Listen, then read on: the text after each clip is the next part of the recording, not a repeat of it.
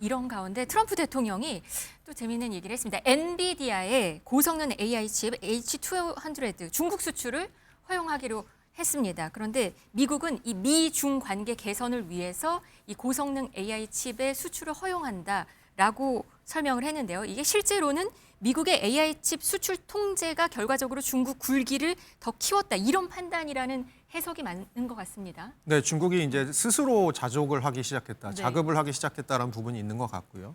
또 한편에서는 이 젠슨왕 대표, 엔비디아의 젠슨왕 CEO가 굉장한 이 사업가적인 설득을 한 것 같습니다. 네. 중국 시장에 대해서 지금 엔비디아가 실적이 나오고 있는 부분이 엔비디아 전체 매출의 한 15% 정도 되고 있는데요. 꽤 큰 시장입니다. 네. 그렇게 봤을 때는 이 미국이 전략적으로 수출 통제를 했을 때 엔비디아란 기업 자체에 미치는 부정적 영향도 있기 때문에 그런 부분들을 설득하면서 어떻게 보면 트럼프 대통령이 최근에 하고 있는 거 보면 저는 약간 뜨거운 아이스 아메리카노 같은 생각이 들거든요. 네. 그게 뭐냐면 관세는 매기는데 네. 인플레이션 생기면 안 되고 아하. 중국을 전략적으로 통제는 하는데 그럼에도 불구하고 엔비디아 같은 기업이 영업은 잘해야 되고 사실 그렇죠. 여러 가지 상충되는 목표를 찾다 보니까 절충안을 찾는 과정인 것 같습니다. 그래서 조금 전에 뜬 소식은 중국이 이 수입 근데 제한을 추진하겠다고 했어요. 이거 다 받지 않겠다라는 의미이기도 하는데 이게 또 미국과 중국 사이에서는 AI를 두고서 또 여러 또 약간 긴장감이 있는 것 같습니다. 네, 맞습니다. AI 1위, 2위 국가이기도 하고 중국은 사실 그동안 그 자국 생산에 굉장히 집중을 해온 모습이잖아요. 네. 그렇게 봤을 때 한편으로는 중국 입장에서도 할 수 있는 얘기가 있습니다. 야, 미국 거 우리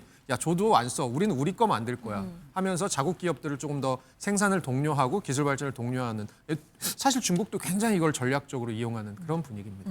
최종 승자는 젠슨왕 엔비디아 CEO다. 이런 분석도 있는데요. 또 삼성전자랑 SK 하이닉스 같은 경우는 낙수 효과를 기대할 수 있다라는 얘기가 있습니다. 아무래도 엔비디아가 H200 칩 지금까지는 중국 매출을 제로로 잡았었거든요. 그런데 이게 허용이 되고 나면 중국에 대한 수출 비중이 늘어날 테고요. 특히나 이제 엔비디아 입장에서는 좋은 게요. 최근에 나온 블랙엘이나 루빈 같은 최신 칩이 아니라 H200이에요. 그럼 지금 갖고 있는 H200을 재고를 떨어낼 수 있는 아주 좋은 기회가 됩니다. 물론 중국에서 많이 팔린다라는 가정하에서요. 네. 이렇게 되면 어쨌든 H200이건 블랙웰이건 다 HBM 들어갑니다. 그 HBM 만든 나라가 바로 우리나라에 있는 SK 하이닉스, 삼성전자니까요. 당연히 낙수 효과가 기대가 되고 있고요.